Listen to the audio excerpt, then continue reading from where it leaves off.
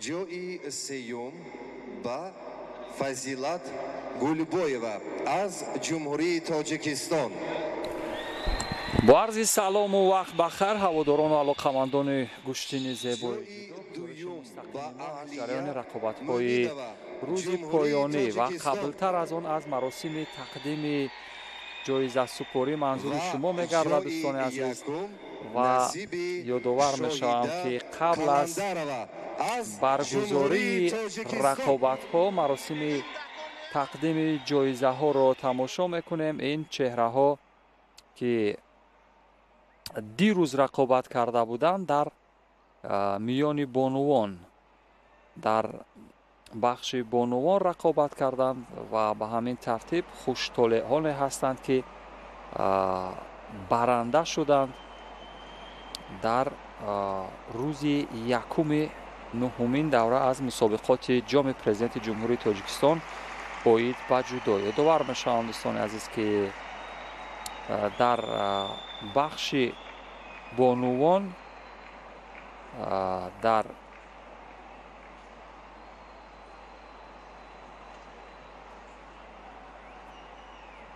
در دسته وزن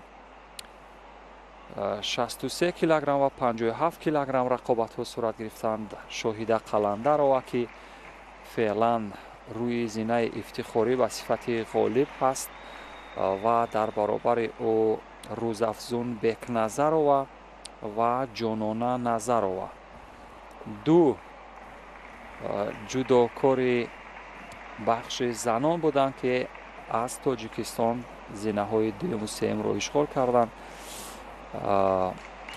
همچنین در دسته وزن 57 کیلو فضیلت گلبویeva موقع سوم را گرفت. جای یکم شاهد قلندرova، جای دوم اهلیه مومینova. سه ورزشگری که در رقابت‌های بین‌المللی نیز هر سه از آنها تجربه اشتراک دارند و قدرت و توانمندی شاهد قلندرova در رقابت‌های دیروزه افضل‌تر بود و او توانست که در برابر دیگر هماوردانش برنده شود.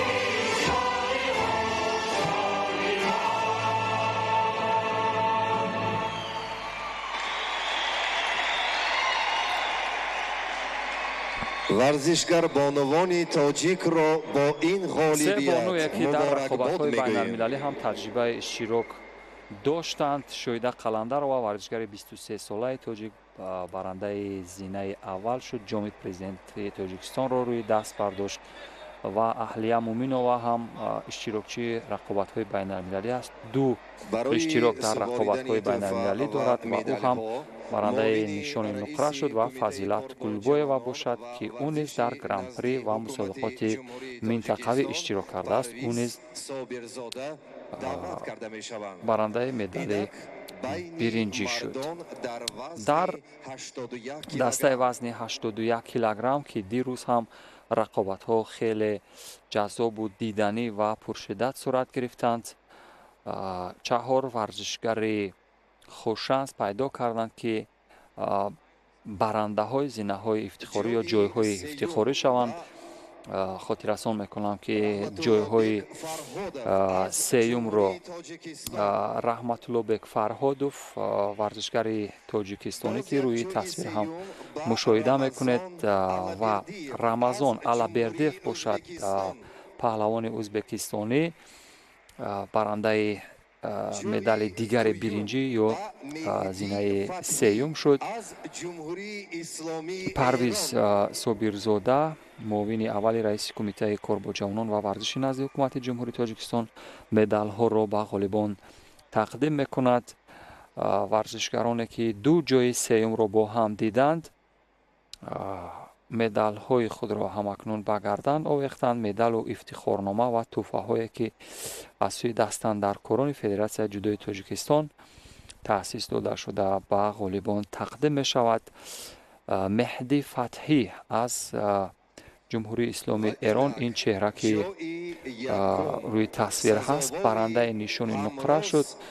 ӯ дар финал аз Ҳамроз Раҷабов шикаст хӯрд. Ҳамроз Раҷабов баъд аз солҳо талош билохира дар нуҳумин давра аз мусобиқоти ҷоми президенти ҷумҳурии Тоҷикистон орзуи деринтизори ӯ ҷомаи амал пӯшид ва акнун нишони тилло ё медали тиллоро ба гардан овехт. бубинед ки чӣ нукоти барҷастае буд. бо як деаши барра ё ҳамон пойзанӣ ва пои чап тавонист ки ҳарифро ба тахтапушт афтонад ва ин ҳам имтиёзи комили ипонро ба армағон овард ки ин рақобатро Рамзи Шамир ҳам доварӣ мекард.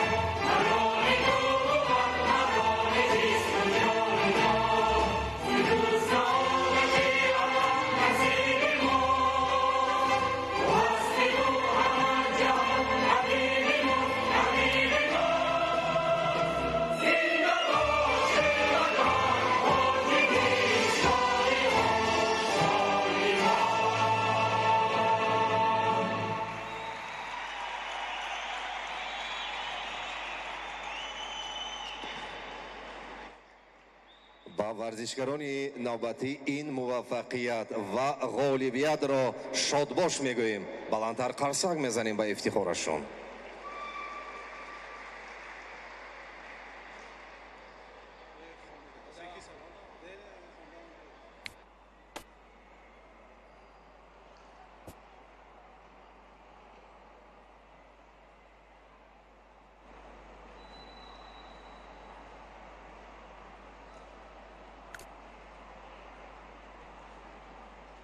ғолибони вазни то 81 килоро мушоҳида фармудед дӯстон дар рақобати нуҳумин давра аз ҷоми президенти ҷумҳурии Тоҷикистон оид ба ҷудо ки дар шаҳри Хуҷанде вилояти Суғд баргузор мешавад ё дар ҳоли баргузор шудан ҳаст.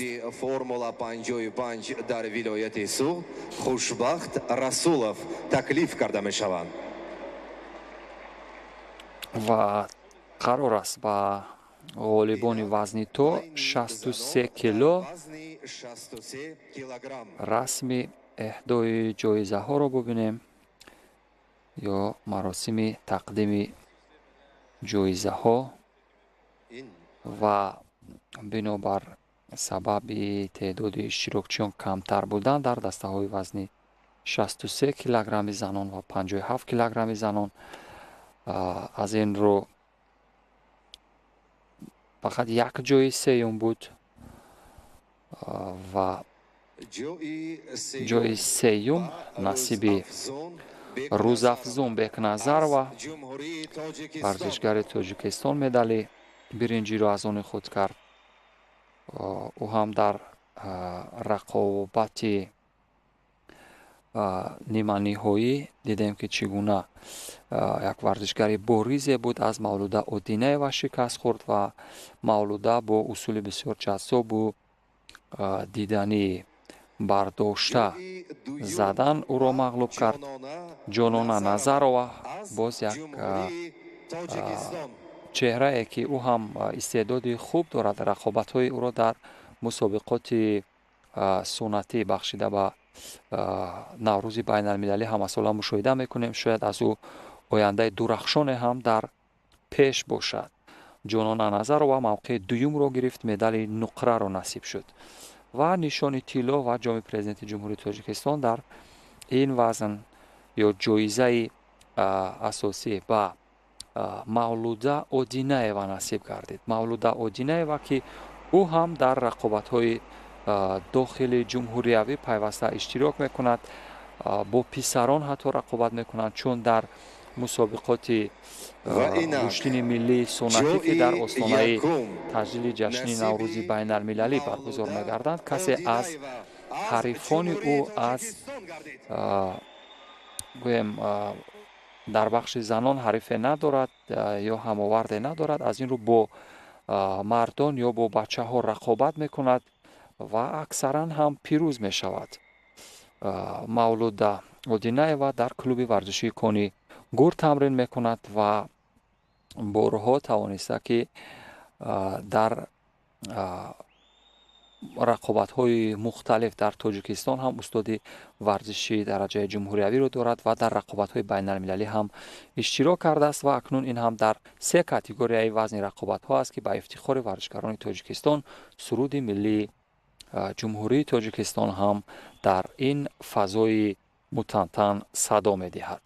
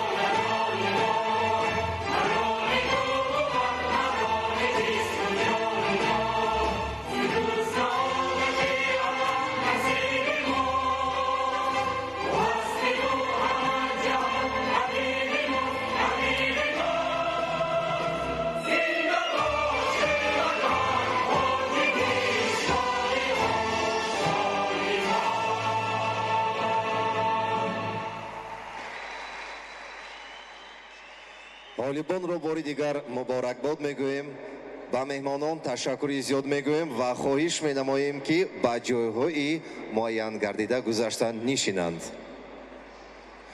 ҳозирини гиромӣ, пас аз чанд дӯстони азиз, ин ҳам маросими тақдими ҷоизасупорӣ буд дар бахши занон дар дастаи вазни 63 килограмм. мо низ чанд лаҳза танаффус дорем ва сипас дар айни рақобат бо шумо хоҳем буд.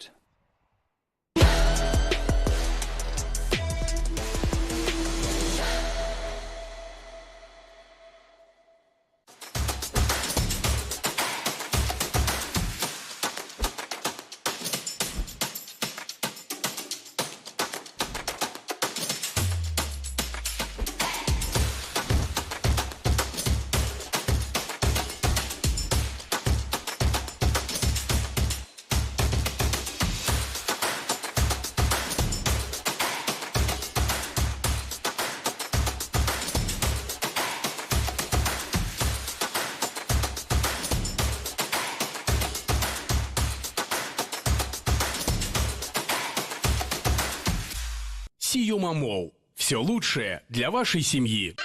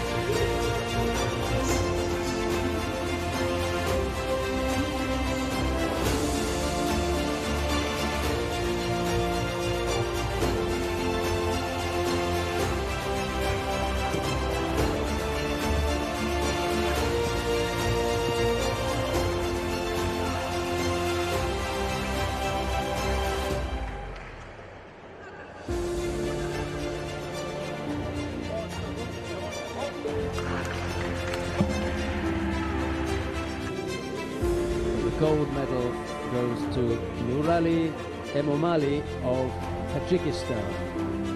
No one's stealing his gear, I don't think.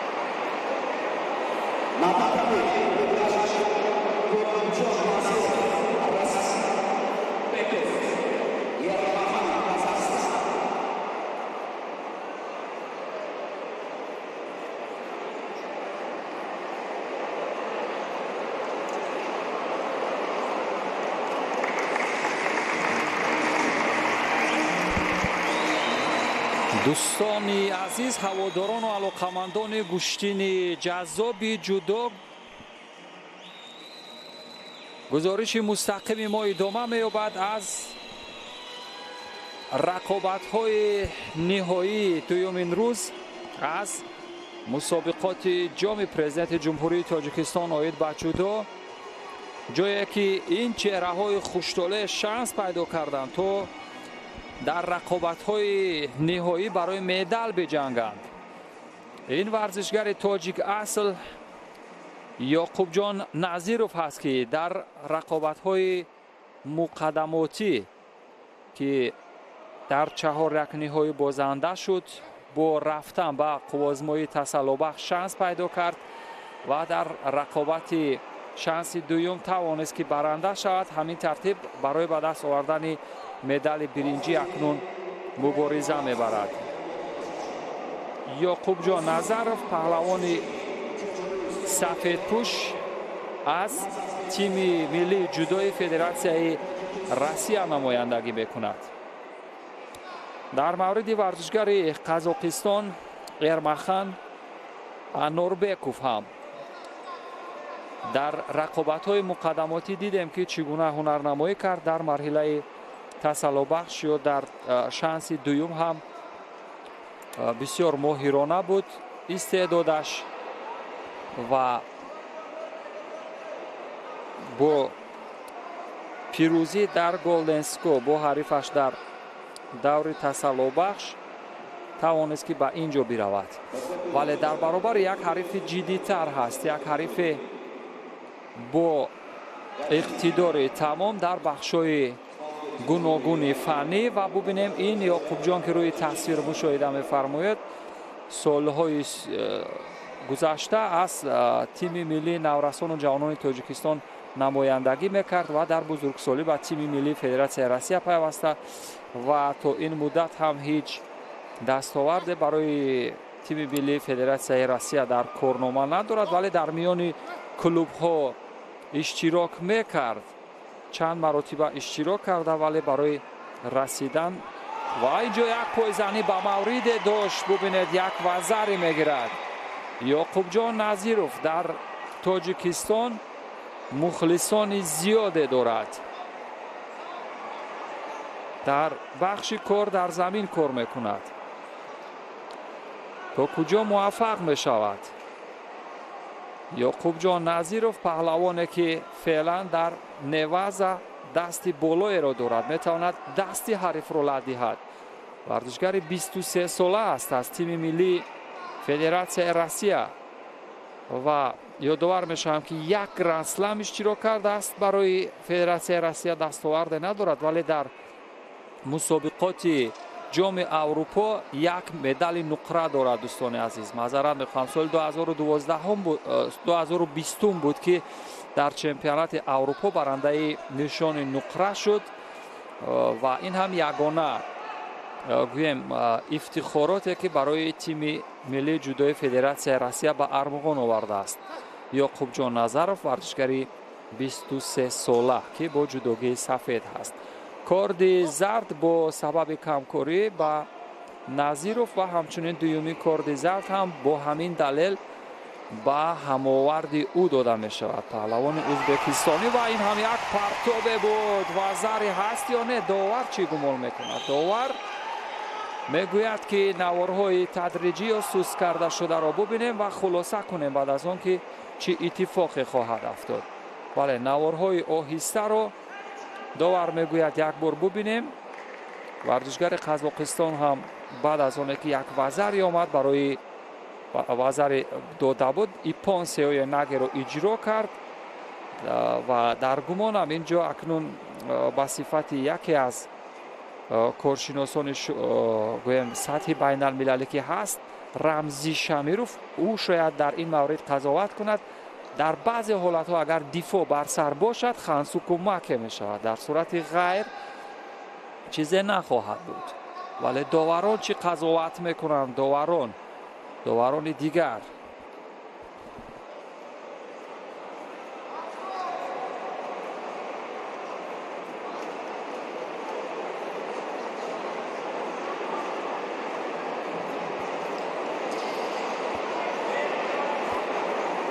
як бори дигар ҳам ҳамон саҳнаи такрори ин иттифоқро бо ҳам дидем. ин ҳолат чӣ гуна сеои нагеро ба маврид иҷро кард. агар бо сар дифоъ шуда бошад, эҳтимоли Хансу кӯмаке ҳаст.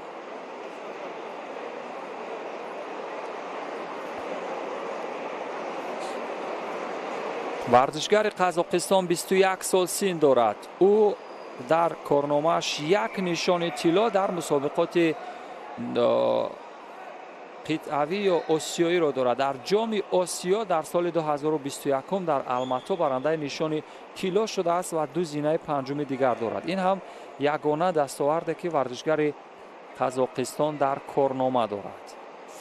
вале дар чемпионати ҷаҳон як бор иштирок кардааст, ҳеҷ дастоварде надорад.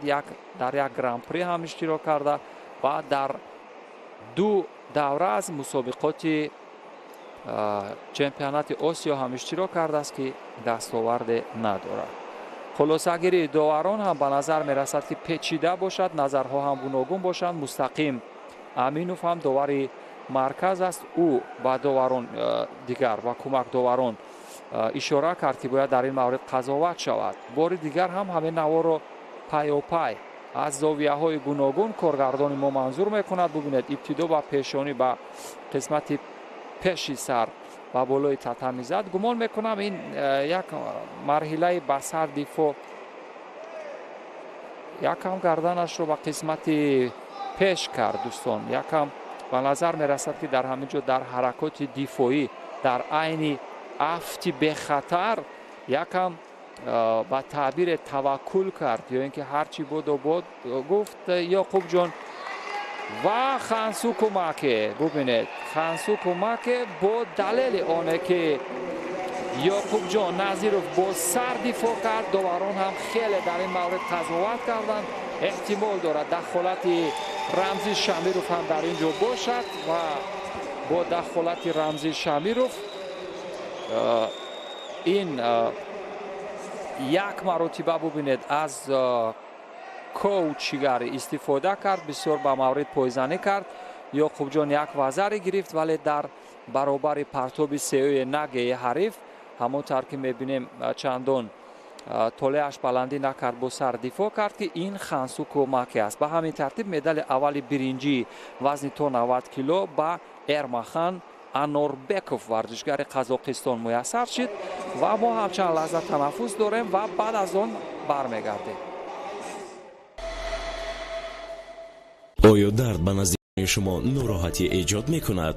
фавран ғамхори хеш малҳами перди активро истифода баред. формулаи малҳами пуртаъсир зуд ба бофтаҳо ворид шуда дардро сабук месозад. азизони шумо бо ин малҳам дубора аз зиндагӣ лаззат мебаранд. ғамхори шумо ин малҳами Pardifен актив.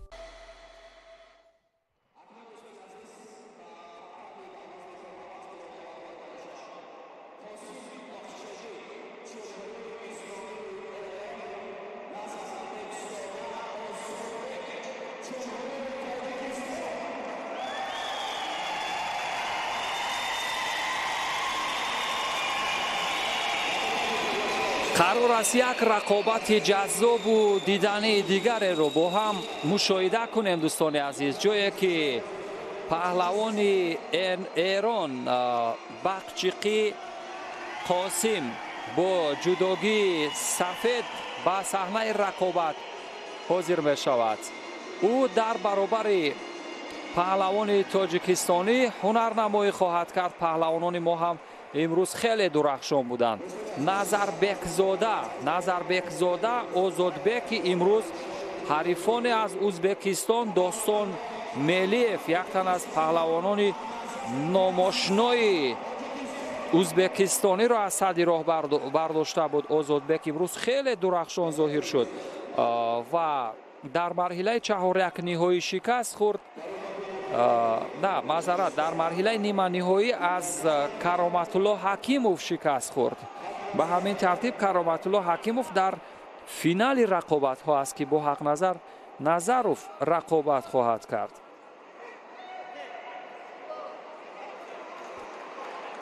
корди аввали зарди ҷазо аз сӯи довари ازبکستانی عثمان جان ایدرف داوری درجه بین المللی هست از ازبکستان که این رقابت رو داوری میکند. ورزشگر ایرانی 5-3 اجرا کرد ولی موفق نشد قاسم.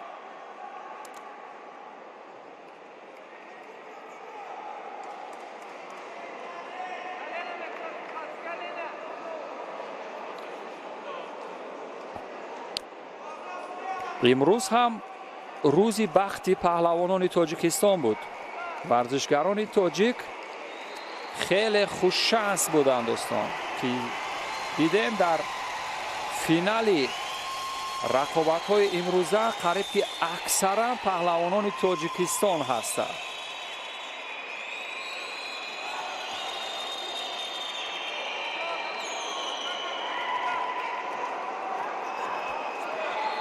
سولی کمری و برداشته زدن زیدی حمله رو هم دیدید. یک فشار بود.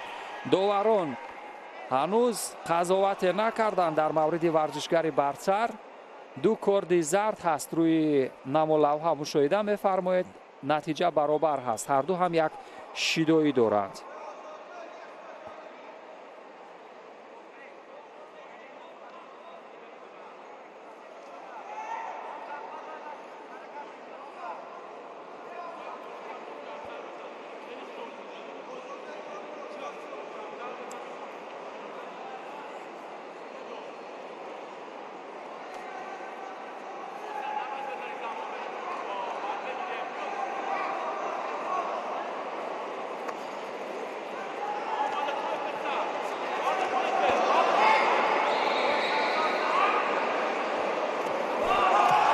باغچقی در حال با حمله حریف جواب گرداند که حریف یکم پایش به تعبیر سور خورد وگرنه احتمال داشت که این عملکرد زود خوبتر انجام شود.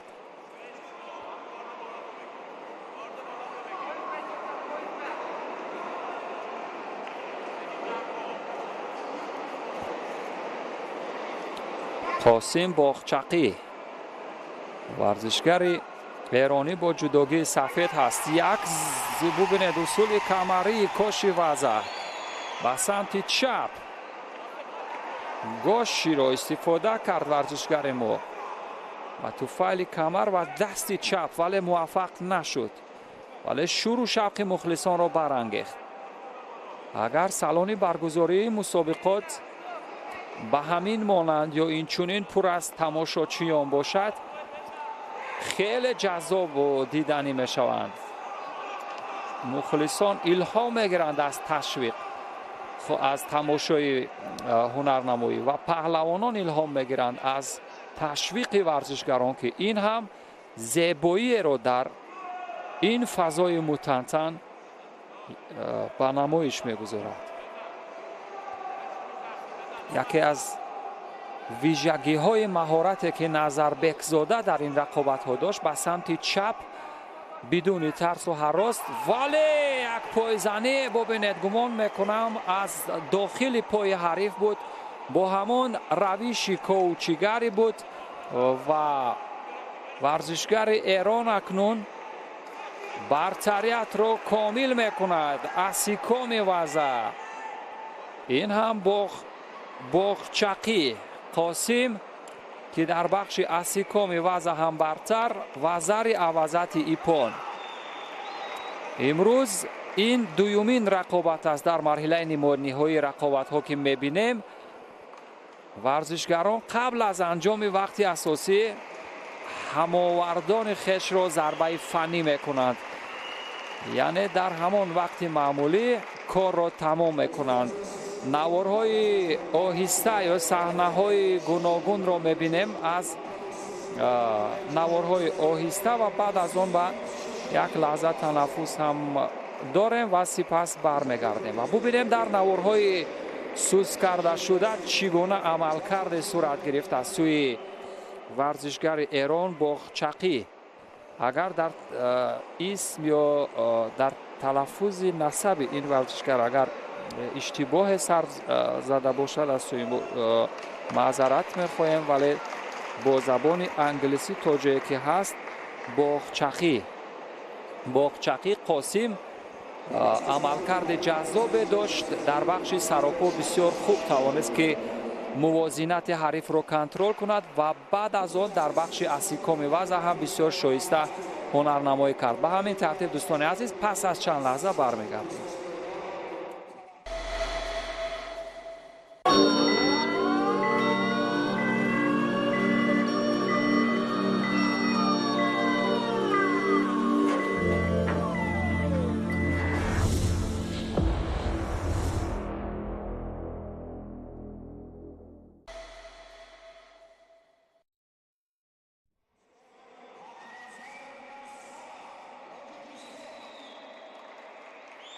این هم نوارهای آهسته از صحنه‌های گوناگون از زاویه‌های مختلف در رقابت‌های مقدماتی که کرامت الله حکیموف و همچنین حق نظر نظروف دو پهلوان ناماشنای تاجیک در مرحله مقدماتی از خود به نمایش گذاشتند و توانستند که حریفان ماهر و ممتاز خویش را از پای در بیارند و به فینال برسند. این هم کرامت الله است، کرامت الله حکیموف که در مورد مشخصات او دوستان عزیز ما هم اطلاع داده بودیم امروز دوستان عزیز.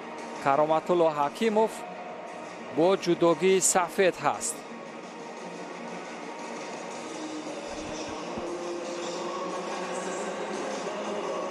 امروز واقعا شایسته هنرنمایی کرد. ورزشگر 28 ساله تاجیک کرامت الله حکیموف، اونه که تجربه اشتراکش خیلی زیاد در رقابت‌های بین المللی است. در برابر حق نظر نظروف قرار میگیرد. حق نظر نظروف با جودوگی کبود است دوستان عزیز. حق نظر هم در رقابت‌های بین المللی تجربه دارد، اشتراک کرده است، اما شاهد پیروزی در رقابت‌های بین المللی نچشیده است. و ببینیم اکنون فینال چگونه خواهد شد. اینک فینال یا رقابت نهایی، جایی که برنده جام پرزیدنت جمهوری تاجیکستان مشخص خواهد شد. کرامت الله حکیموف که در مرحله مقدماتی رقابت‌ها بسیار درخشان بود، ضربه فنی میکرد حریفان را و ببینیم در فینال از خود چی استعداد به نمایش میگذارد. از همدیگر شناخت خوب دارند هر دوی این پهلوانان، هم حق نظر و هم کرامت الله، دو پهلوانی که همدیگر را خوب میدانند از آنکه در رقابت‌های داخل جمهوری در برابر همدیگر بارها قرار گرفتند. ولی با تعبیر بعضی از کارشناسان کرامت الله حکیموف شاید در این مسابقات بازگشت داشت، یعنی بازگشت به آن معنا که قدرت و متانتش، اما ببینید چی یک دفاع خوب داشت، در حالی که حق نظر با پای چپ یک اصول ضربه‌ای به سمت پشت داشت و سپس با قدرت زور بازو هم خواست فشار بیارد، ولی دفاع بسیار به موقع داشت، یعنی افتیشی به خطر و افتیشی با گریز از امتیازی که به حریف میدهند. این هم یکی از افضلیت‌های هست که با ورزشگران ماهر و ممتاز خاص است. آنها چنین یک ویژگی‌های مهارت را دارا میباشند. موقعیت برای کرامت الله برای چنگ زدن از قسمت پس گریبان و در سمت دفاع میگذرد حق نظر. اکنون در حمله و این هم یک توموی نگه، ولی موفق نمیشود حق نظر در بخش کار در زمین. اگر کارش آمد کند به تعبیر کرامت الله میتواند که اینجا امتیاز بگیرد، ولی ابتدا باید پایش را از فشار پایهای حق نظر که هستن محکم بودن باید میگرفت. ولی این بخش از مبارزه که شانس برای کرامت الله بود به نتیجه به پایان رسید، ولی 2 دقیقه 11 ثانیه دیگر در وقت معمولی هست، وقتی اساسی رقابت. یک لحظه تنفس به خاطر جابجاگذاری لباس ها هست، کیمانو و камарбанд як лаҳза таваққуф ё як лаҳза ист ки метавонад як ҳолате барои нафас рост кардан бошад. самти чапро бар ҳадаф дорад Кароматулло ё ҳамон самти рости маҳбубаш ки дорад. аз мурабба майли хориҷ шудан то ҷое дошт ҳақназар Назаров, аммо акнун ба даври мураббаи зарб бармегарданд. аз пасгиребон бисёр ба маврид аз камарбанд акнун фирор аз ҳамлаи ҳариф, якам камкорӣ дар баробари ҳамлаи ҳариф. аммо инҷо вазари ба ҳақназар додан дар инҷо намедонам далелаш дар чӣ бошад, шояд партоби пешин бошад ё иштибоҳе ҳаст инҷо, вале ба ҳар ҳол фурсат ҳаст дар ин рақобат. 1 дақиқаю 39 сонияи дигар ҳам ин вақти зиёд ҳаст, метавонад иттифоқоти дигаре биафтад. корди зард ба ҳақназар ва ба ҳамла мегузарад. акнун ба самти муқобил шояд амалкарде сурат бигирад аз сӯи Кароматулло, аммо натавонист. ростӣ дар айне ки иҷрои усул шуда буд аз сӯи ҳақназар дар лаҳзаи аввал он ҷо доварон вазари надоданд, шояд баъдан қазоват карда бошанд, дар намолавҳа навишта шудааст. ба ҳар ҳол финал як финали тоҷикӣ ҳаст. ду паҳлавони тоҷик, ду паҳлавони номошнои тоҷик, онҳое ки майдонзеб ҳастанд дар рақобатҳои мусобиқоти гӯштини миллии сунатӣ, ин бор дар ҷудо дар финали мусобиқоти байналмилалии ҷоми президенти ҷумҳурии Тоҷикистон ҳастанд.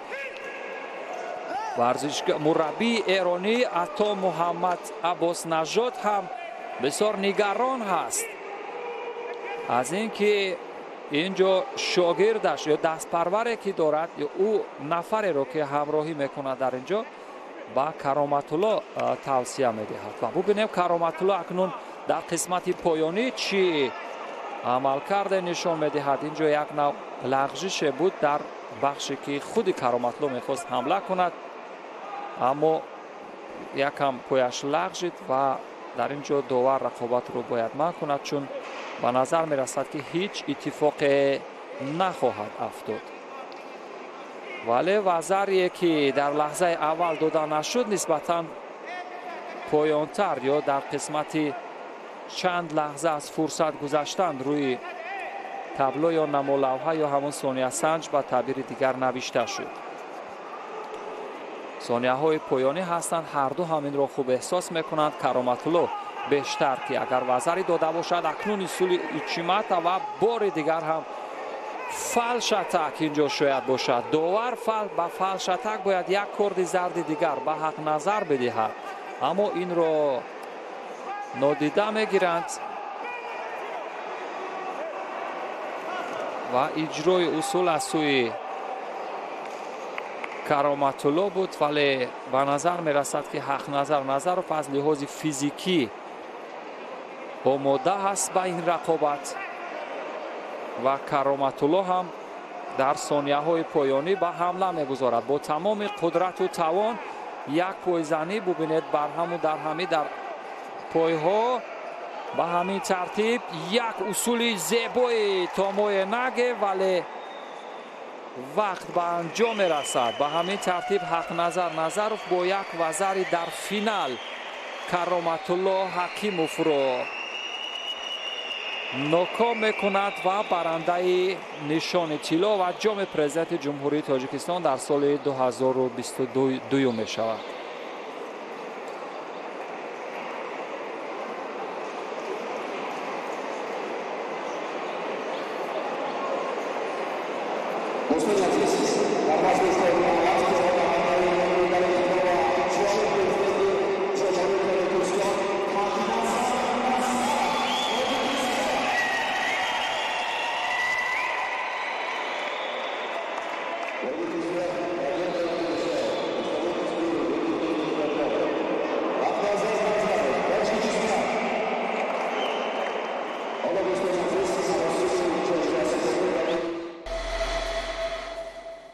شتابه توصیف و استخفیف در گلاس تخفیف توصیف فایزه موسمی در مگا مغازه‌های گلوس از 15 تا 20 سپتامبر. مگا تخفیف در گلوس. لباس و پایافزال‌های ارزان برای تمام عائله با 30% تخفیف در گلوس. لباس‌ها را از نرخ خریدمان ارزان‌تر می‌فروشیم. از خاطر نبرو. تنها 6 روز از 15 تا 20 سپتامبر. سراغ ما روبروی صدبر و سیام مال دویم آشیانه.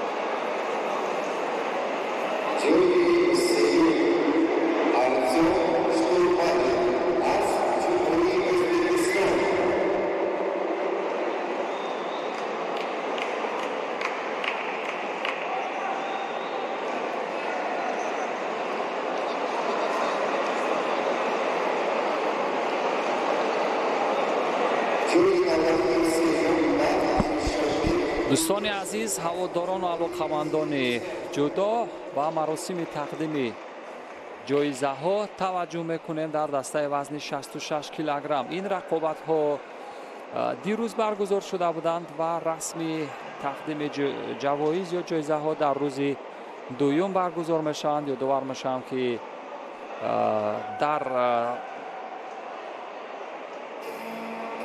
دو جای سوم قرار میگیرند. پهلوانان ازبکستان ارتیوم شتوربابین، اونه که قامتش نسبتا بلندتر است، و در جای دیگری سوم باشد دلشادبک یولداشف. هر دو هم پهلوانان ازبکستان هستند. دیروز واقعا شایسته هنرنمایی کرده بودند. هنرشون خیلی خوب بود و از پهلوانان تاجیک شکست خوردند.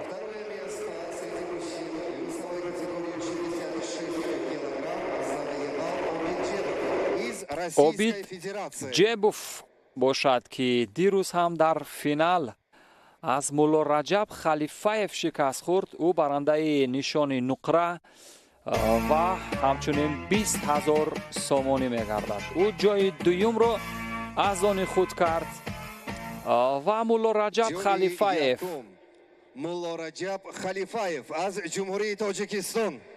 این پهلوانی که روی تصویر مشاهده می‌فرمایید برنده مدال طلا و جام پرزیدنت جمهوری تاجیکستان در سال 2022 گردید. با او مدال خوشرنگ طلا تقدیم کرده می شود و قریب که در کلیه وزن‌ها یا در کل وزن‌ها پهلوانان تاجیکستان بودند که در برابر هماوردانشان از قزاقستان و ازبکستان و فدراسیون روسیه دست بالایی را داشتند و این باعث به آن گردید که سرود ملی ما منظم در این فضا طنین انداز شود.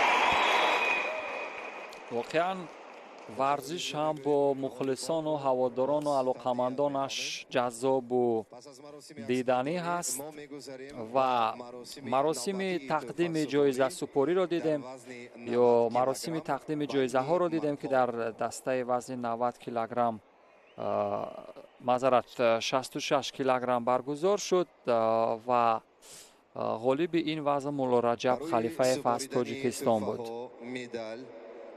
مکافات پولی و جام با صحنه دیرکتوری مؤسسه دولتی تلویزیونی ورزش پرویز نوریان دعوت کرده می شوند.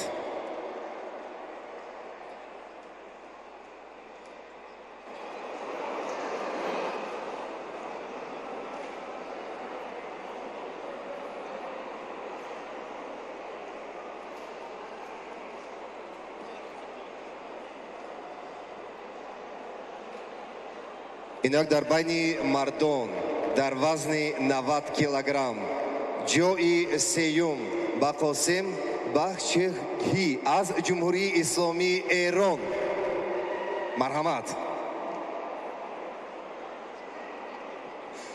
جای نوبتی سیوم با ارمیکان انوربکov از جمهوری قزاقستان.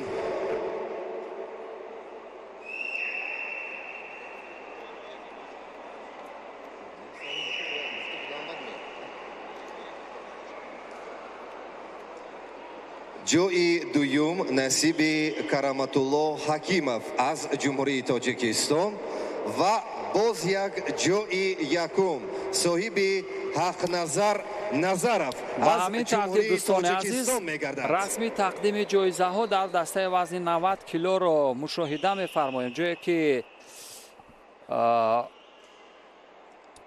و دو جای سیوم نصیب ورزشگران قزاقستان و ایران شد. این هم ورزشگر قزاقستان یرمخان انوربکov که مدال برنجی را از آن خود کرد و قاسم باغچقی باشد ورزشگر از جمهوری اسلامی ایران برنده دیگری مدال برنجی شد. ورزشگر قزاقستان هم در فینال در رقابت نهایی که برای به دست آوردن مدال برنجی بود حریفش از فدراسیون روسیه یعقوب جان نظیروف را مغلوب کرد تا برنده مدال برنجی شود. پرویز نوریان دیرکتور مؤسسه دولتی تلویزیون ورزش مدال ها را به غالبان تقدیم میکند. جای دوم نصیب کرامتالله حکیمov می شود. کرامتالله حکیمov پهلوان تاجیکستانی خیلی زحمت کشید. واقعا مشاهده کردیم که در رقابت های مقدماتی چگونه یک شعله‌ور بود، چی یک قدرت و توانمندی خوبی داشت، ولی در فینال از حق نظر نظروف مغلوب شد. حق نظر نظروف با یک وزری در فینال برنده شد و حق نظر نظروف اکنون مدال طلایی جام پرزیدنت جمهوری تاجیکستان در سال 2022 را به گردن آویخت. با غالبان مدال و افتخارنامه و مکافات پولی از حجم 10 20 و 40 هزار سومانی تقدیم کرده شد. همین ترتیب یک بار دیگر هم سرود ملی جمهوری تاجیکستان هم در این فضای متنتن صدا خواهد بود.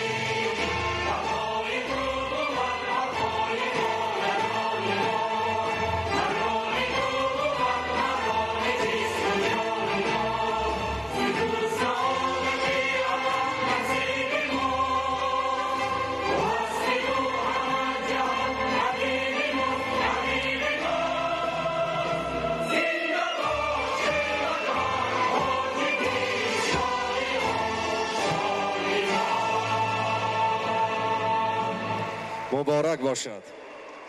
Еще раз поздравляем всех спортсменов с победой в весовой категории 66 килограмм среди мужчин. Анакнун дар вазни 100 килограмм дар мусобиқаи финалӣ. ба ҳамин тартиб дӯстон расми тақдими ҷавоизро мушоҳида кардем ки дар дастаи вазни то 90 килограмм буд.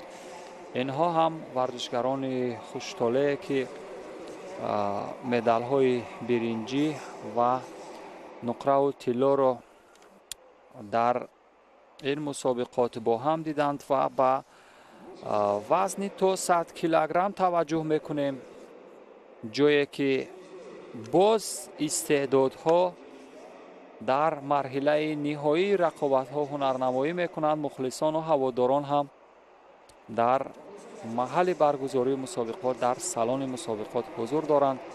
зариф назриев довари дараҷаи байналмилалӣ рақобати медали биринҷиро доварӣ хоҳад кард дар дастаи вазни то 100 кило.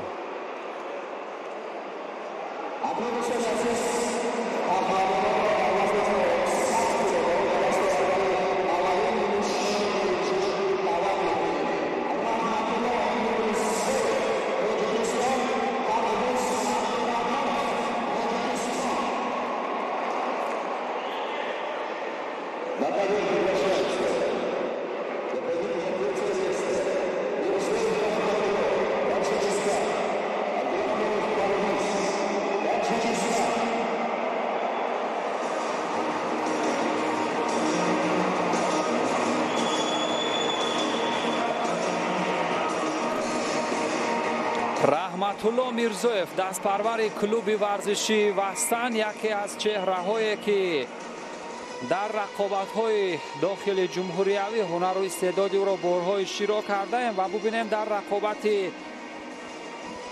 мусобиқоти байналмилалии ҷоми президенти ҷумҳурии тоҷикистон дар баробари абдураҳмонов, ҳарифи ӯ ҳам аз тоҷикистон аст, чӣ ҳунару истеъдоде аз худ ба намоиш хоҳад гузошт.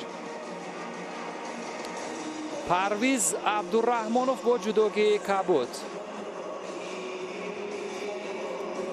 ва раҳматулло мирзоев бо ҷудогии сафед.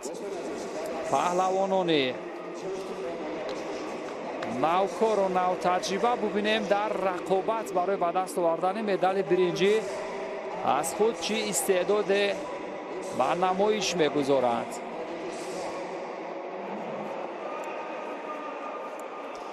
лаҳзаҳои аввали рақобат қисмате ки паҳлавонон ҳамдигарро меомӯзанд ва ҳамчунин дар бахши омӯзиш қарор доранд ва ба таъбире як қисмате аз бадан гарм кардан ҳаст, вале гумон мекунам имрӯз ки ин сеюм ё чаҳорумин рақобати ин паҳлавонон ҳаст.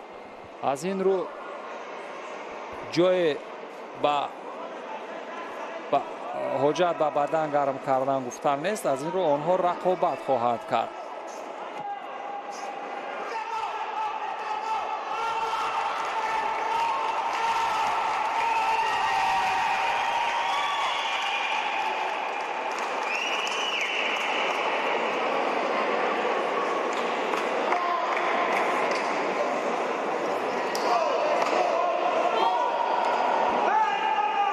довар ишора мекунад ки партобе ки аз сӯи раҳматулло ба иҷро даромад бояд мавриди омӯзиш қарор дода шавад, мавриди таҳлил қарор дода шавад ва бубинем раҳматулло мирзоев чӣ як усулеро иҷро кард ки доварон дар мавриди он қазоват мекунанд. наворҳои гуногунро аз зовияҳои гуногун бубинем. раҳматулло воқеан дар ин рӯзи рақобатҳо аз худ як истеъдоди фавқулодае ба намоиш гузошта буд ва дар рақобати ниҳоӣ ҳам бори дигар исбот кард ки қудрату тавоноии ӯ дар бахши усулҳои партобӣ ва фанӣ хуб аст. аммо наворҳои сусткардашударо надорем, лаҳзаҳои такрорро надорем ки дар мавриди партоби раҳматулло қазоват кунем. коргардон шояд дар این لحظه در همون قسمت جستجو هست. اکنون نوارهای آهسته را میبینیم. ضد حمله. ببینید نه ابتدا خودش میل اجرا کردن یک اصول را داشت و بعد از آن حریف هم میخواست ضد حمله کند، اما رحمت الله میرزویف که به مورد از دست حریف با دست چپش قاپیده بود، ببینید دست راست حریف را اکنون بسیار به مورد و ضد حمله از اوسوتو و از دست حریف. اوسوت از قسمت بیرون یک هلوک بیرونه و بعدا دست حریف رو بسیار به مورد قاپیدند. یک بار دیگر ببینید چگونه این ضد حمله بود، ضد حمله حریف ولی از دست. بسیار جذاب و دیدنی. ولی وزری و رقابت ادامه دارد. به هر حال فرصت هست، توان جواب گفتن رو هم دارد پرویز، اما امکان برای تقدیر این رقابت رو هم در لحظه های وقتی اساسی رقابت حل کردن هم برای رحمت الله هست. عبدالرحمانوف پرویز هم ورزشگر قامت بلنده که از مسافه دور میتواند اصولهای پایزنی را مورد استفاده قرار بدهد. دستانش هم دراز هستند. از کمربند آگاهی را استفاده میکند اما موفق نمی شود و از بخش سراپا رقابت ادامه می‌یابد. قریب بود که یک ضربه فنی سره را ببینیم اما داوران آن را وزری دادن. به هر حال وزری هم امتیاز خوبی هست اگر آن را تا آخرین فرصت حفظ کرد. پاموی نگه که استفاده میشد، فن خودانداز به پشت و همچنین خود را دفاع کردن از ضد حمله هم مهارت طلب میکند که این رو دارد رحمت الله تا این مدت.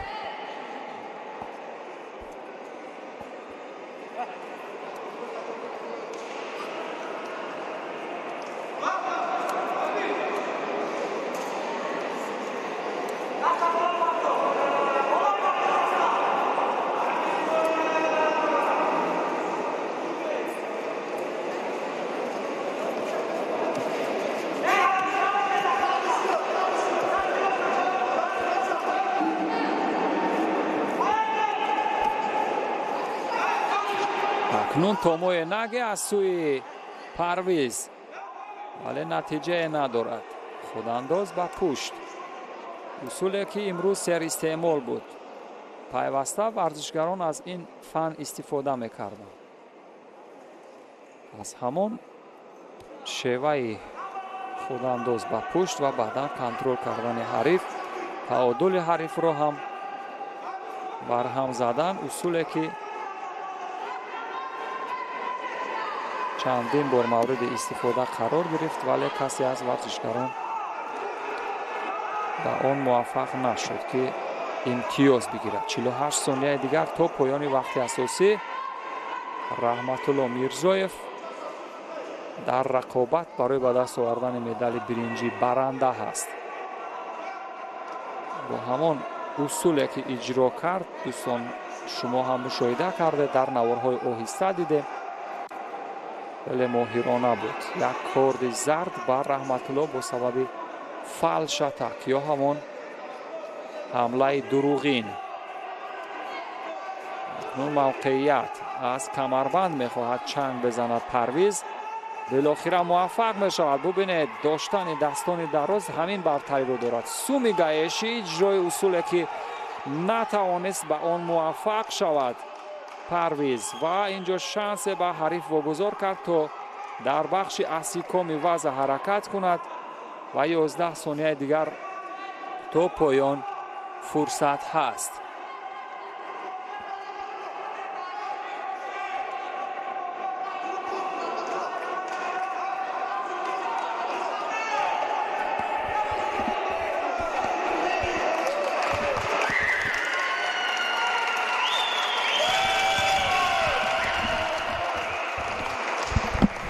به همین ترتیب آخرین فرصت از رقابت را هم عبدالرحمنوف نتوانست استفاده کند و رحمتالله میرزویف برنده مدال برنجی اولی وزن تا 100 کیلوگرم در مسابقات جام پرزیدنت جمهوری تاجیکستان عاید به جودو شد.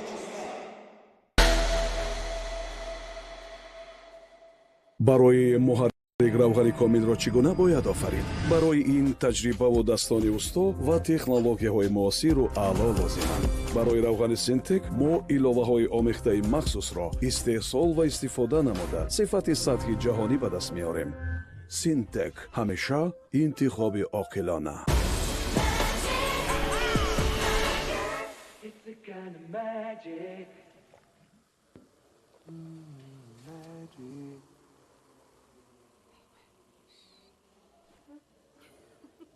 равғани муҳаррики Такаяма дар ҳаракати беист бо қувваи пурра муҳаррик бояд ҳамин тавр кор кунад. Такаяма сифати ҷопонии аслӣ барои мошини ту. Coca-Cola Zero Sugarinal.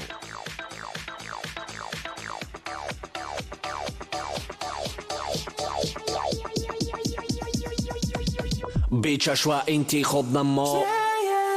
равғани муҳаррики Такаяма чӣ гуна муҳаррик бояд кор кард?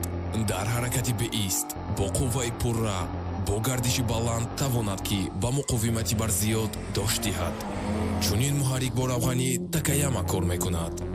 Такаяма сифати ҷопонии аслӣ барои мошини ту.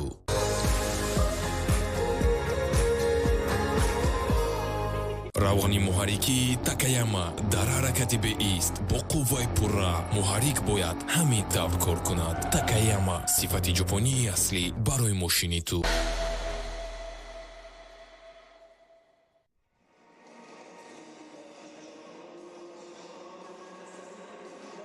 инак рақобат барои ба даст овардани медали дуюми биринҷӣ аст. дӯстони азиз, ҷое ки дар дастаи вазни то 100 килограмм бо ҷудогии сафед Эмомризо Анварзода,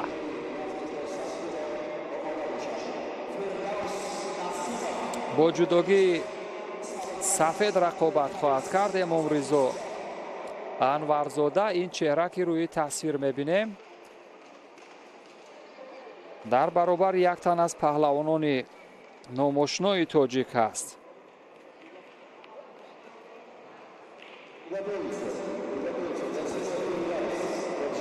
як лаҳза танаффус аст ба хотире ки шореҳон рақобати финалиро эълон мекунанд.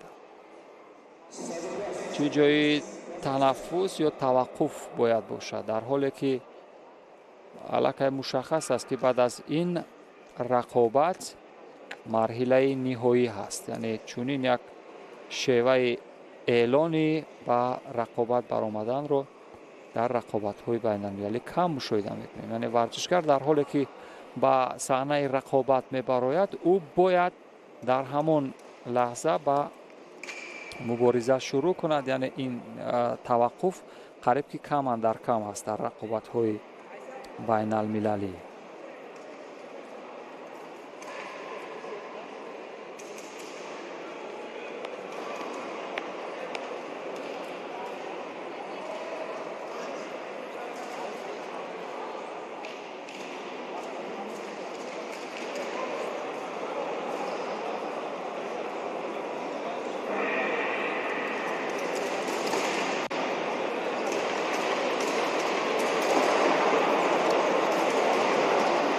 дар дастаи вазни то 100 кило имрӯз паҳлавонони моҳире буданд.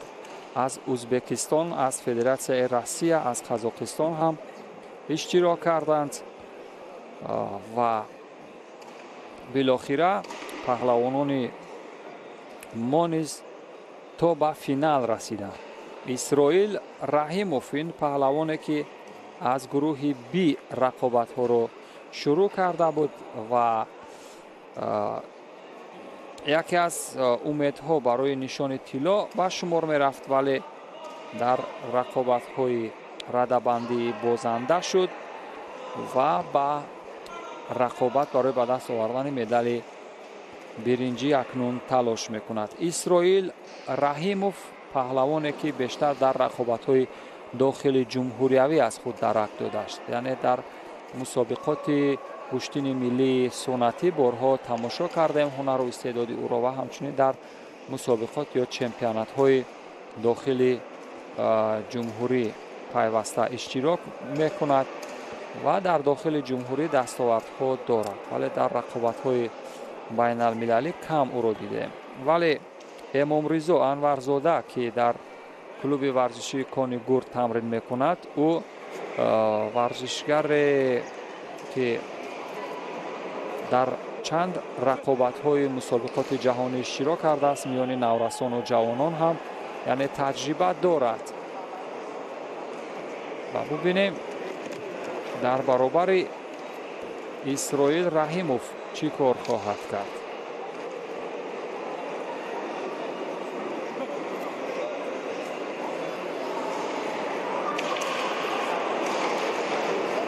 оё аз усулҳои ҷаззобу диданӣ ва бахшҳои мухталиф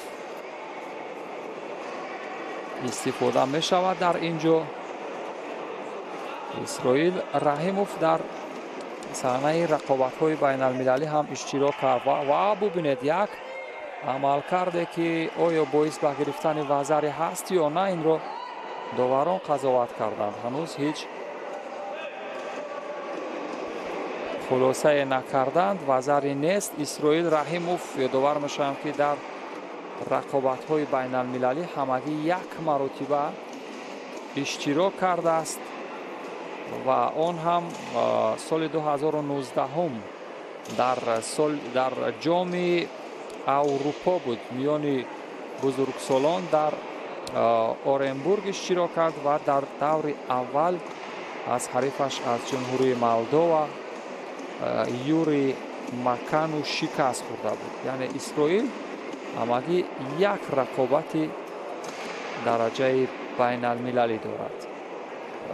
аз зовияҳои гуногун мебинем ки чӣ гуна Исроил иҷрои усул мекунад ва дар ҳоле ки дифоъ шояд барои вазаре гирифтан дифои ба маврид бошад, аммо вазаре ҳаст. довар мегӯяд ки вазаре ҳаст. Исроил Раҳимов бо як вазари рӯ ба пеш ҳаст. дар сурати тамом шудани 1 дақиқаю 50 сонияи дигар Исроил баранда хоҳад шуд, аммо ин фурсате хоҳад буд барои чанд ҷавоби сареъ, чанд ҷавоби тез ва маҳкам гардонидан дар баробари ҳариф аз сӯи Эмомризо.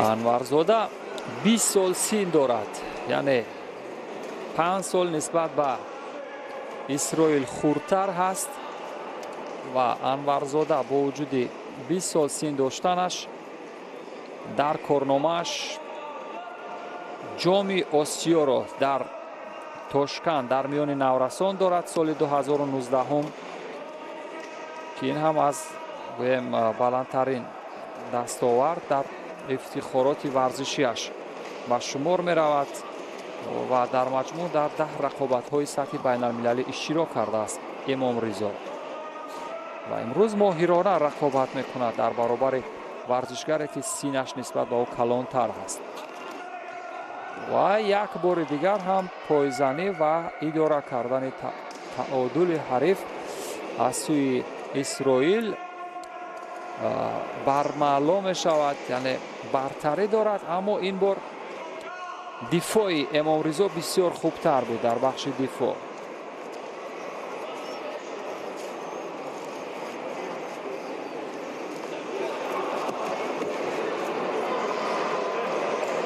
сонияҳои поёнӣ ҳаст барои вақткушӣ кардан. аз ҳар иқдоме кор мегирад Исроил.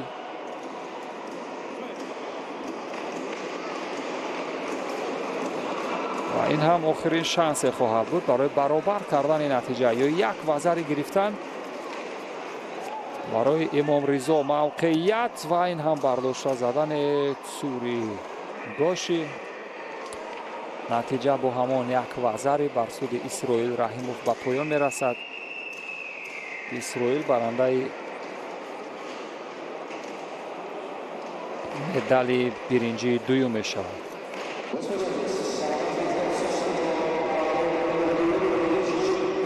Раҳматулло Мирзоев ва ҳамчунин Исроил Раҳимов ду паҳлавоне ки дар дастаи вазни то 100 килограмм барандаи медали биринҷӣ шуданд.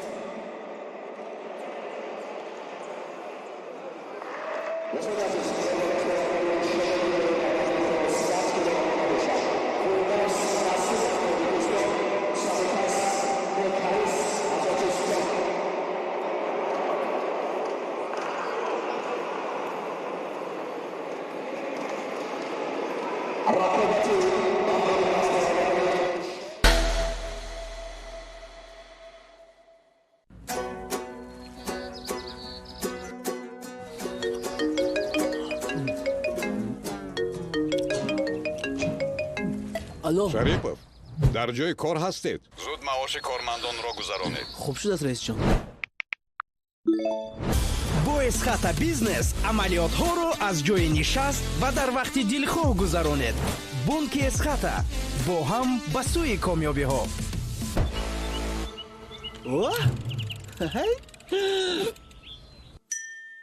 От чего зависит победа? От сплоченности и мастерства каждого, кто идет к общему результату. От уверенности в себе, упорства и умения ставить и достигать цели. И взаимовыручки.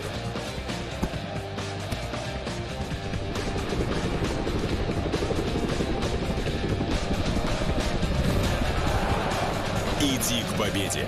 Будь уверен в победе. Побеждай. И мы тебе в этом поможем. Пари-матч объединяет.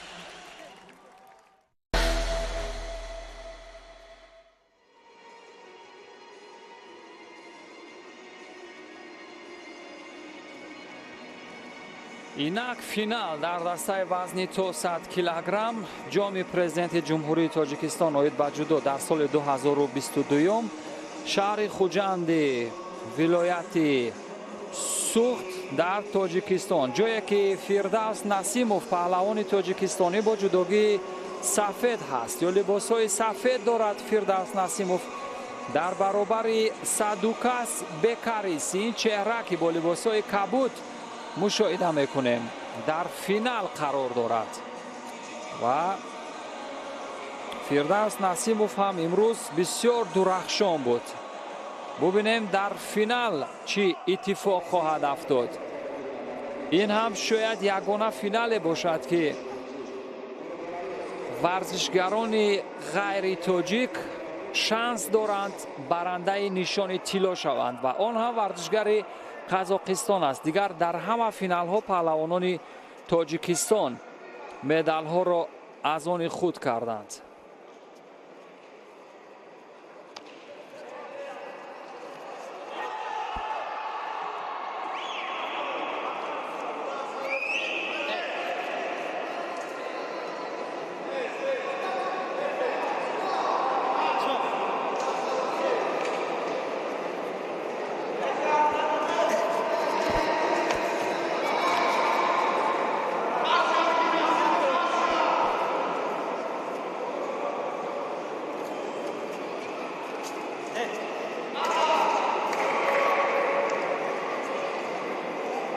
ба Фирдавс бо сабаби дар бахши муборизаи қапидан ё ҳамон бахши кумиката ки иштибоҳ дид довари байналмилалӣ Усмонҷон Айдаров аз Ӯзбекистон як корди зард ба ӯ дод.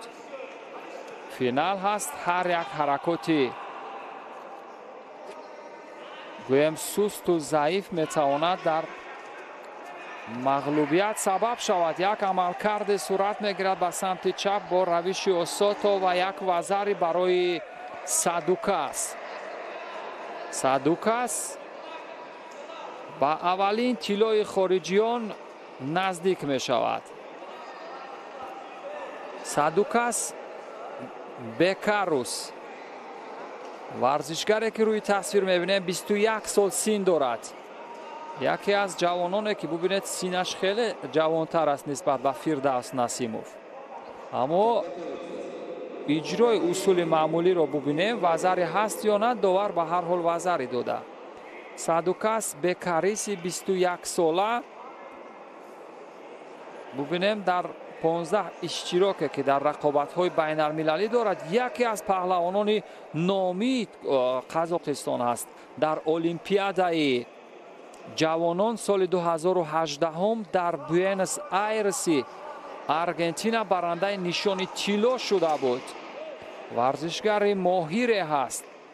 از این رو این جوانی 20 ساله 21 ساله در برابر یک ورزشگر با تجربه این گونه واکنش نشان می‌دهد، این گونه عمل کرد و خلاصه‌گیری داوران چی است؟ وزری هست، وزری میماند و فیردوس نسیموف باید در برابر این نیروی جوانی از تجربه که دارد جواب بگرداند. ولی ورزشگر قزاقستان همانا ممتاز هست و همچنین پیشتازی میکند در بخش‌های مختلف، هم زیدی حمله و دیگر بخش‌ها. 3 مرتبه در گرند اسلم اشتراک کرده است بکاریس سادوکاس و دستاورد ندارد. همچنین 2 مرتبه در مسابقات آسیایی برنده نشان طلا شده است. سالهای 2017 2018 میان نورسان عنوان قهرمان آسیا را در کارنامه دارد و سال 2019 باشد میان جوانان عنوان نایب قهرمان یا مدال نقره چمپیونات آسیا را دارد. فیردوس نسیموف با این تدبیر که جست از یک حمله دیگری سادوکاس فرار کرد، با خود را بالای تتمی پرتاب کردن. فیردوس نسیموف واقعا یکی از ورزشگران با تجربه و سابقه دار است. پرتاب بالای شانه، بالای پشت سر بارها اجرا میکند در رقابت‌های گشتین‌های ملی و موفق هم شده است. اما در فینال کمتر از 1.5 دقیقه که باقی مانده است تا پایان بازنده هست فیردوس نسیموف. فیردوس نسیموف هم در سامبو و هم در جودو تجربه مهارت کرده است. در سامبو در رقابت‌های بین المللی دستاورد دارد، ولی در جودو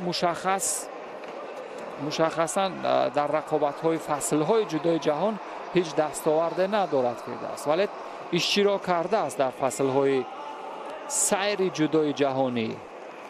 یک پرتاب بالای شانه دیگر و سمت چپ این بار سادوکاس بکاریس 2 نشانی برنز از جام آسیا را دارد در کارنامه‌اش و 6 مدال طلا از جام آسیا دارد. بکاریس سادوکاس که در برابر پهلوانی با تجربه ما هست.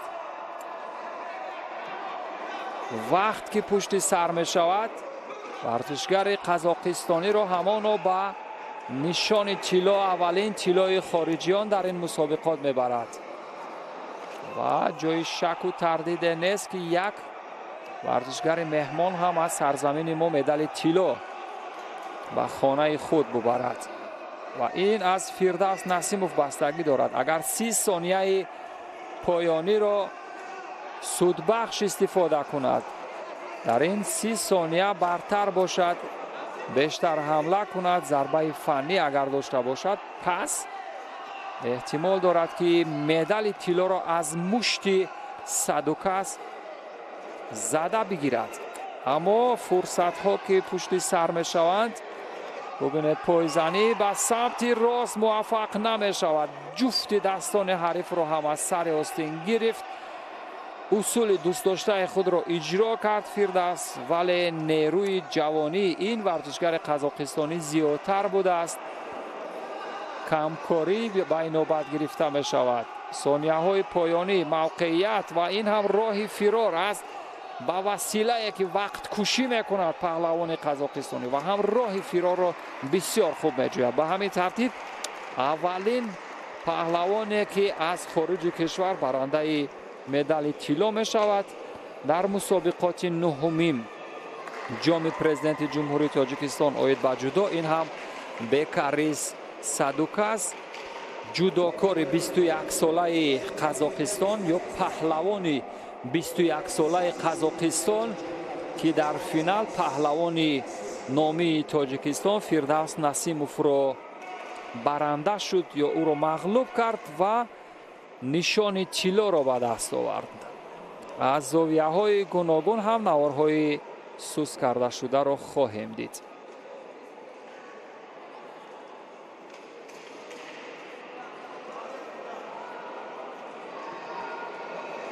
با این ترتیب ببینید چگونه با یک موقعیت اینجا در آن بود که با دست راست از سر آستین دست چپ حریف بسیار با مورد قاپیده بود.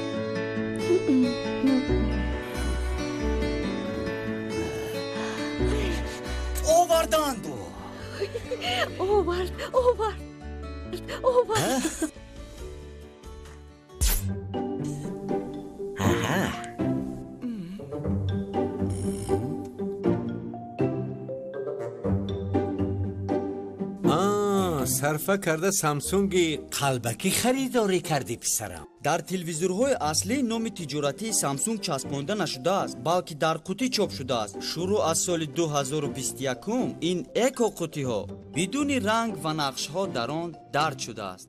تلویزیون‌های سامسونگ دارای سیستم اپراتسیونی تایزن است، نه اندروید. این رو همه میدونند که در پولت فاصلوی لگاتیپ چاپ شده، رمز مدل نشان داده شده است. لگاتیپ در قسمت پایان تلویزور باید حکاکی شده باشد، نچسبانیده پسرم. تلویزور دارای رقمی سلسلوی بوده. با استفاده از تلگرام بات سامسونگ شما می توانید اصلیت آن را تفتیش کنید. راست میگویند خسیس 2 بار پول میدهد. صفت سامسونگ مثل ارزش های اویلوی بی تغییر است. نزدیکان خود را احتیاط کنید، زیرا صفت سامسونگ پولتان را صرفه می کند. تنها تلویزورهای اصلی را انتخاب کنید.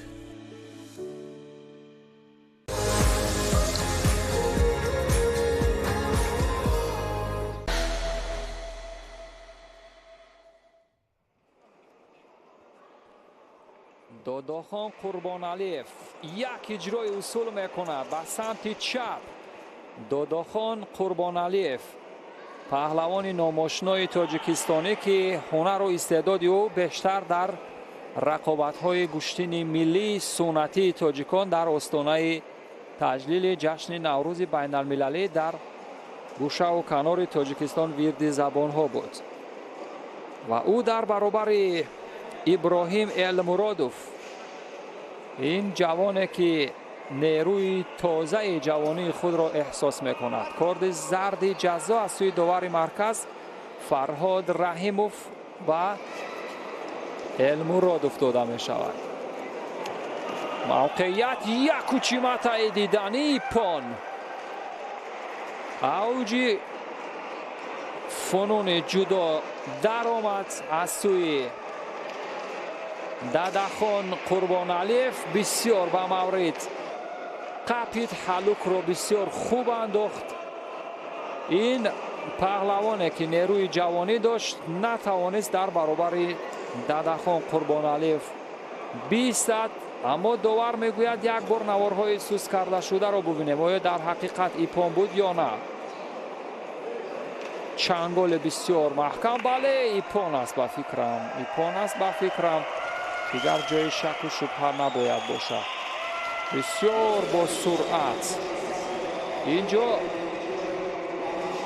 در ببینید دو پای حریف در فضا بود و اوچیماتا در اوج اعلی اجرا شد. امتیازی کامل ایپان است. یک ایپان بزرگه برای به دست آوردن مدال برنجی رقم خورد که هم از سوی دادخان قربانعلیف اتفاق افتاده. این چهره که اکنون از روی تتمی خارج می شود.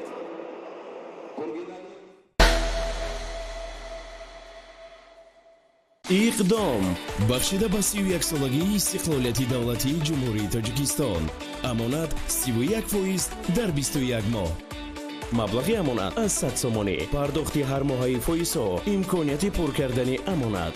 کارت رایگان مفصل با رقم 544. هما از آرزو تا عمل. آیا درد به نزدیکان شما ناراحتی ایجاد میکند؟ فوراً غمخوری خیش ملهمی پردیفن اکتیو را استفاده برید. فرمولای ملهمی پرتاثیر زود به بافته وارد شده درد را سبک میسازد. عزیزان شما با این ملهم دوباره از زندگی لذت میبرند. غمخوری شما این ملهمی پردیفن اکتیو.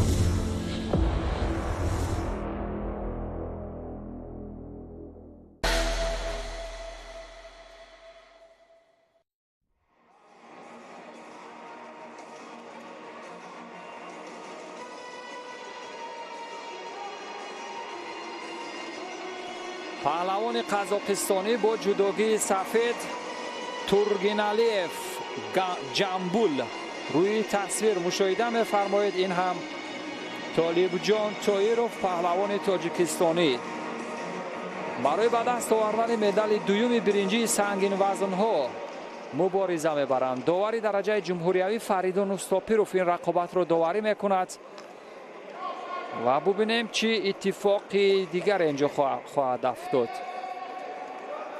باز همان اصول معمولی اوچیماتا مد نظری ورزشگر قزاقستان در مدت 14 ثانیه پیروز می شود. ببینید به سمت راست اگرچه موفق نشد ولی حریف رو احساس کرد که به قسمت بیرون می تواند کنترل کند و به همین ترتیب موفق به کسب یک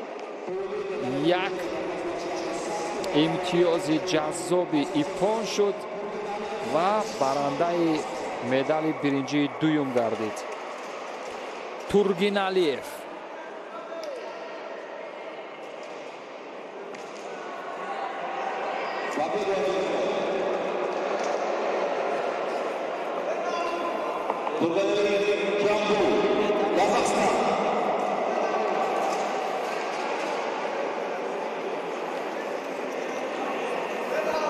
نوارهای آهسته را همانطور که مشاهده می‌فرماییم با همان روش اوچیماتا بود، اما به سمت که حریف رو حواله کرد بسیار به مورد، یعنی به کوچی بود.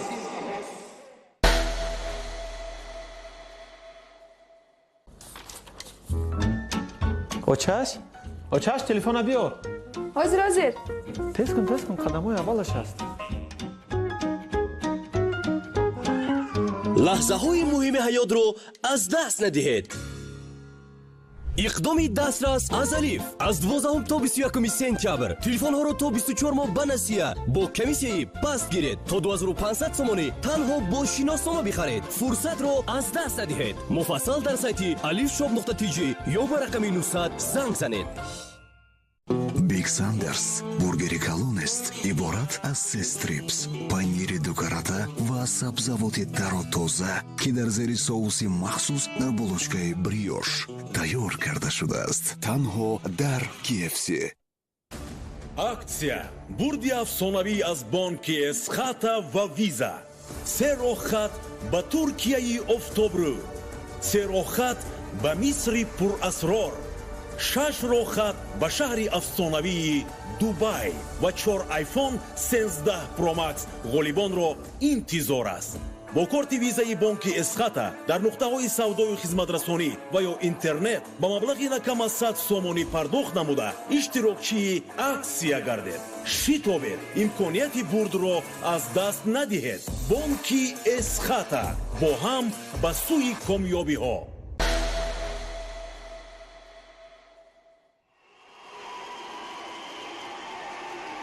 اینک فینال دوستان عزیز، آخرین رقابت در مسابقات نهمین جام پرزیدنت جمهوری تاجیکستان اوید با جودو مسابقات بین المللی، جایی که در دسته وزن سنگین وزن ها دو تاجیکستانی در فینال هستند. منصور رحمان، این چهره که روی تصویر میبینیم، رمزی شمیروف داوری درجه بین المللی رقابت فینالی رو داوری میکند.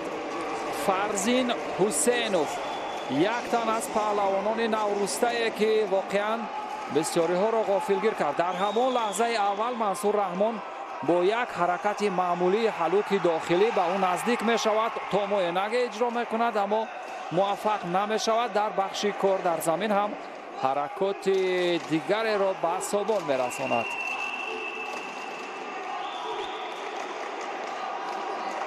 کریمزاد نوروز، این چهره که می دیدیم ورزشکار بود ولی اینجا به صفت مربی کنار رحمان منصور ایستاده است. کارد اولی زرد جزا با دلیل فلشتک یا حرکات حمله دروغین با جفتی دستان از یک سمتی گریبان حریف هم چنگ زد. حسینوف موقعیت قپیدن دیگر شد، اصول کمری در مد نظر و این هم زیدی حمله. ببینید امتیازی هست یا نه امتیازی نخواهد بود. رمزی اینجا اشاره میکنه نتوانست فرزین که کنترل را خوب کند. قدرت و توان و فیزیکایی رحمان بسیار خوب هست. اکنون از کمربند حریف میقپد ولی از مربع شاید بیرون شدند. رمزی اشاره میکند و رقابت ادامه مییابد. رمزی که تجربه اشتراکی بسیار زیاد دارد، داور درجه بین المللی کاتگوری B. حمله منصور رحمان اصول معمولی حلوک بین نتیجه هم نمیبخشد. آخرین رقابت است دوستان عزیز. شروع شوق مخلصان. کریمزاد نوروز هم نگران هست.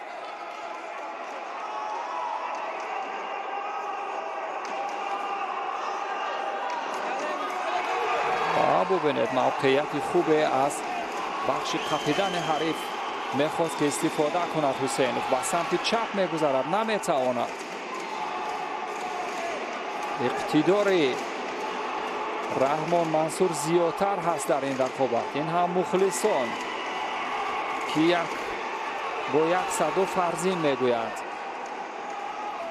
و یک اصول کمری و شروع شوق هم به همین ترتیب با صدا در می آید.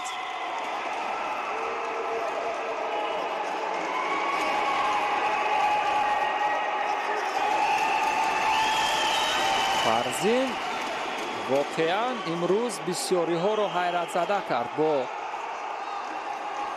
آن که به فینال رسید. در برابر آنه که پهلوانان قزاقستان و ازبکستان هم بودن در اینجا، ولی فرزین ورزشگره که چندان نامشون نبود. یک توموی نگ وزری هست یا نه رمزی چیزی نمیگوید. شاید زاویه های دیگر رو از تصویر مشاهده کنند از دوربین تصویر برداری، اما چیزی نیست. رقابت ادامه مییابد دوستان. فینال در میان سنگین وزن ها دو جوان خوشتاله، دو جوانه که هنر و استعداد آنها رو در رقابت های بین المللی بارها مشاهده کردیم. رحمان منصور، این نوجوان 20 ساله تاجیک، تجربه اشتراک رقابت های بین المللی دارد. یک مدال برنجی چمپیونات آسیا و یک مدال برنجی جام آسیا را در کارنامه دارد و این هم یک اصول کمری دیگر و رحمان منصور هم حمله زیدی حمله میکند. بر حمله حریف یک زیدی حمله داشت. فرصت هست. سنگین وزن ها در حالی که راه نفس کشیشون تنگ شود یک هم میتوانند که شاید بخش های به حریف واگذار کنند، بخش های نازکه، اما در صورت غیر قدرت و توانمندیشون زیاد هست. اونها میتوانند ساعت ها مبارزه برند. ولی امروز 4 دقیقه وقتی معمولی است. از مربع خارج شدن دومین کارت زرد برای فرزین حسینوف. پهلوانان تاجیک در فینال سنگین وزن ها اینها نخواهند گذاشت که مدال медали тиллои сангинвазнҳо берун аз тоҷикистон равад, вале дар дастаи вазни то 100 килограмм як медали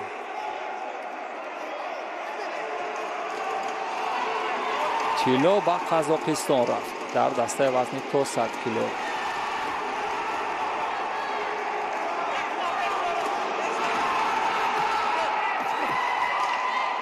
аз мураббаъ берун бо таваққуф иҷрои усул кардан, довар ба ин ишора мекунад ки бояд аз маркази қатсами рақобат идома биёбад.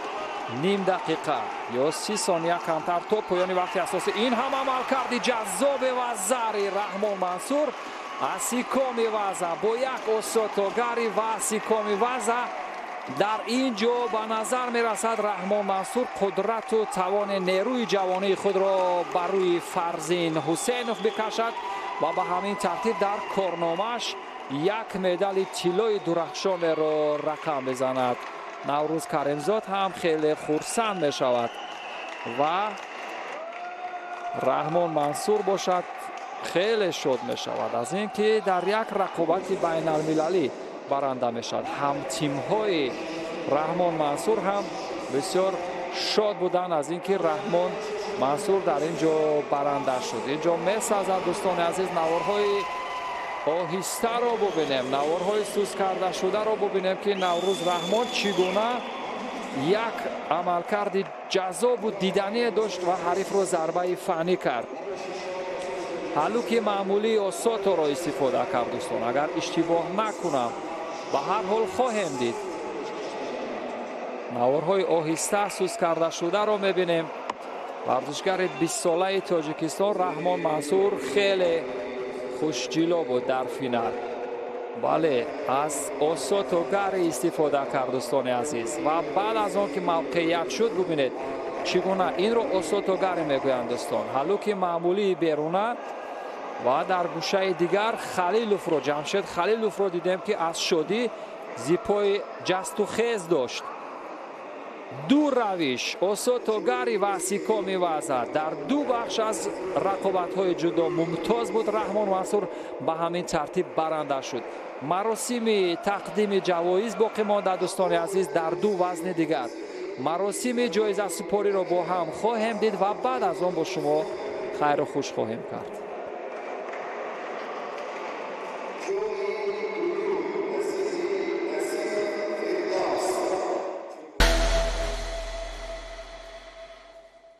барои муҳаррик равғани комилро чӣ гуна бояд офарид? барои ин таҷрибаву dastoни усто ва технологияҳои муосиру аъло лозиманд. барои равғани Синтек мо иловаҳои омехтаи махсусро истеҳсол ва истифода намуда сифати сатҳи ҷаҳонӣ ба даст меорем. Синтек ҳамеша интихоби оқилона. акнун дӯстони азиз маросими тақдими ҷоизаҳо аст дар миёни варзишгарони дастаи вазни то 100 килограмм, ҷое ки ду ҷои сеюм насиби паҳлавонони Тоҷикистон шуд. воқеан дар ин мусобиқоти ҷоми президенти ҷумҳурии Тоҷикистон варзишгарони мо хуштолеъ буданд, хушбахт буданд ва аксарияти онҳо медалҳоро аз они худ карданд.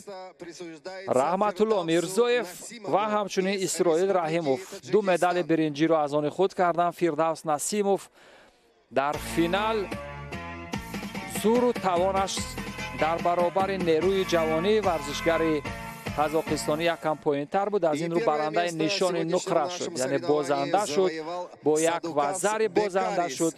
Фирдавс Насимов ва медали нуқра гирифт.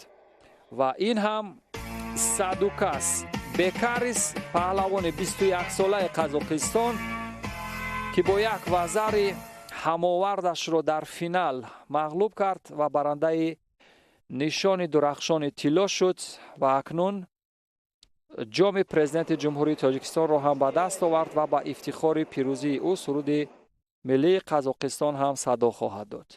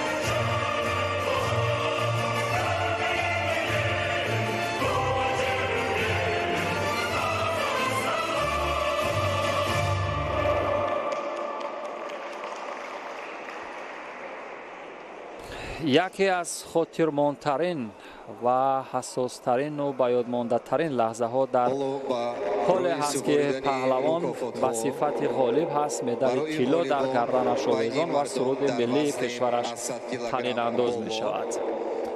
ба ҳамин тартиб дӯстони азиз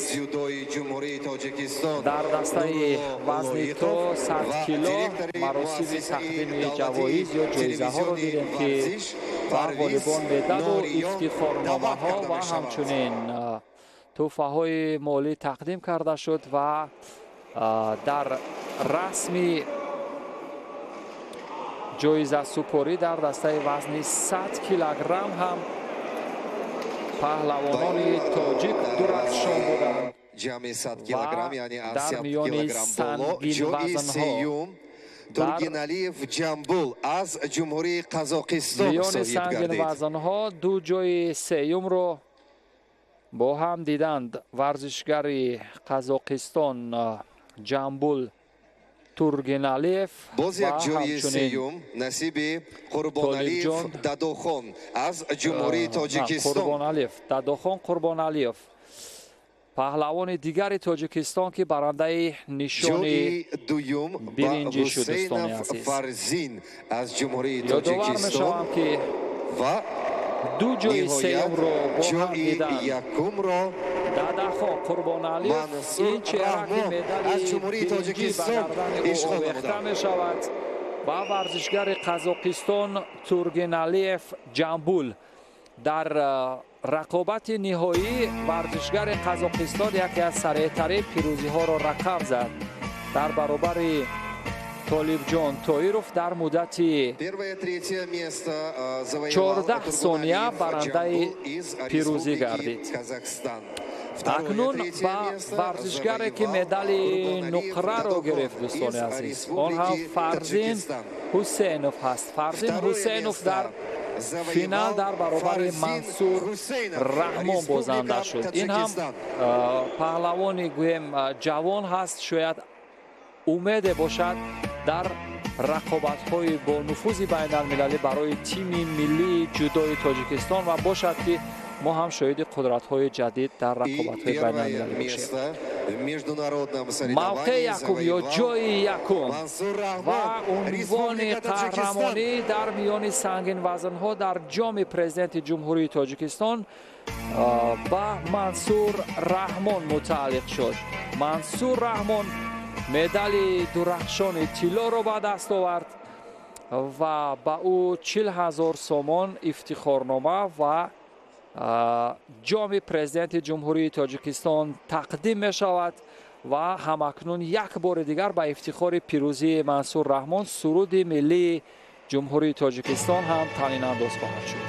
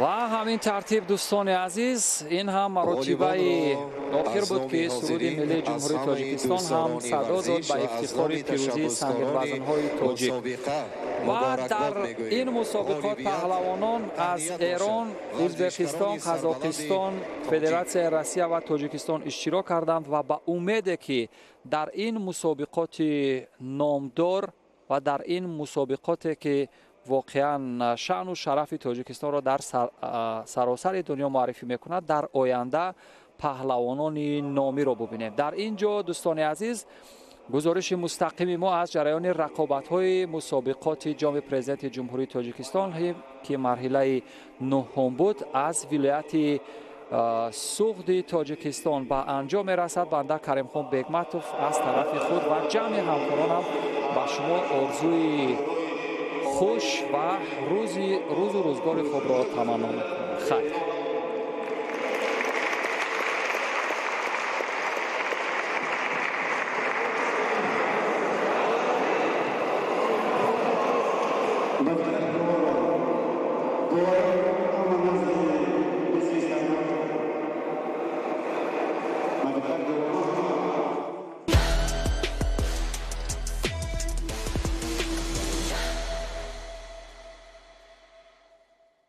равғани муҳаррикии Такаяма дар ҳаракати беист бо қувваи пурра муҳаррик бояд ҳамин тавр кор кунад. Такаяма сифати ҷопонии аслӣ барои мошини ту. ҳар рӯз мо омодаем ба шумо 1000 хол диҳем то дар иқдоми ширкати букмекерии рахш иштирок намуда онҳоро зиёд кунед ва ба пули ҳақиқӣ иваз намоед. нее дар идораи букмекерии рахш нее буридам дар сомонаи рахш.tj сабти ном кунед ва муборизи муҳимтарини мусобиқоти ин тобистон бошед. ҳар рӯз ва дар охири ҳар моҳ дар байни онҳое ки ғолибиятро ба даст оварданд бурд бо маблағи 1000 ва 10000 сомонӣ гузаронида мешавад. варзишро бо мо эҳсос намо. Coca-Cola Zero Sugar in Now.